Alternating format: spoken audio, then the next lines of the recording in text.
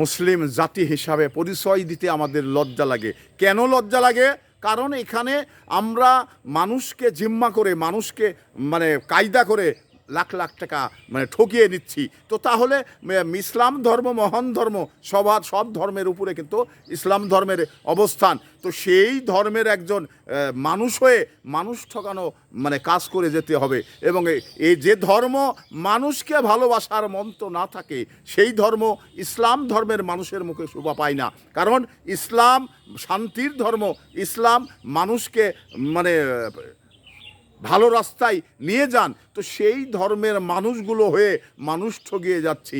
আপনার যে পেশার মানুষ সেই পেশায় আমরা ঠগানোর ব্যবস্থা করছি, ঠগানোর মানে এজেন্ডা বাস্তবায়ন করছি। তো তাহলে আমরা ইসলাম ধর্ম কী করে ইসলাম ধর্মের মানুষ বলি, কী করে ইসলাম ধর্মের অনুসারী বলি? এটা তো বলতে আমাদের জন্য লজ্জা হয়। কারণ যে ইসলাম মানুষকে মানে আলো দেখার, যে মানুষ মানে ইসলামকে মানে যে ইসলাম দুঃখী মানুষের পাশে দাঁড়াতে নির্দেশ রয়েছে, যে ইসলাম আপনার বিপদে আপনার পাশে আসতে বলেছে, তো সেই ইসলাম ধর্মের মানুষ হয়ে মানুষ ঠকানোর কাজগুলো একেবারেই অপছন্দনীয়।